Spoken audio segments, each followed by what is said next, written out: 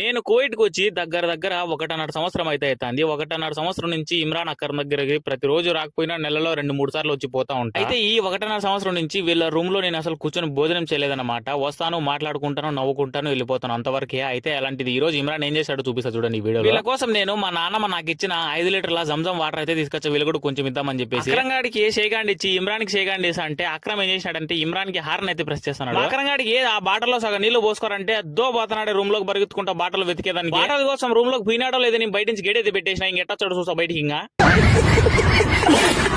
5 నిమిషాలు వెయిట్ చేసినా కూడా అసలు ఉలుకు పలుకులేదు. ఏమైనా కిటికీలను దూరం వెళ్ళిపోయినాడేమో అని చెప్పేసి డోర్ ఓపెన్ చేసినాము. అయితే బాటలన్నీ పట్టుకొని నిలబడుకో ఉన్నాడు గుమ్మ. బాటల్స్ అన్ని నీట్ గా క్లీన్ చేసి దాంట్లో వాటర్ అయితే పోసుకుంటున్నాడు జాగ్రత్తగా మా అక్రమ్. అయితే మా ఇమ్రాన్ ఏం చేసినాడంటే నన్ను చూసి నువ్వు తిన్నావని అడిగినాడు. లేదని చెప్పినా వెంటనే కూర్చొని వడ్డిస్తున్నాడు, దా తిందామని చెప్పేసి. పొద్దు నుంచి ఏం లేదని చెప్పేసి కూర్చొని ఫుల్ గా తినేసిన. రొయ్యల కూర అయితే బల్లుండది వైట్ రైస్. ఈ వీడియోతో వీళ్ళిద్దరికి ఒకటి చెప్దాం అనుకుంటున్నా. నాకు ఫ్రెండ్స్ గా ఉన్నందుకు చాలా thanks and love you so much ఇద్దరికి. ఈ వీడియో మీకు ఎలా అనిపించిందో లైక్, సబ్స్క్రైబ్, ఫాలో చేసుకోండి.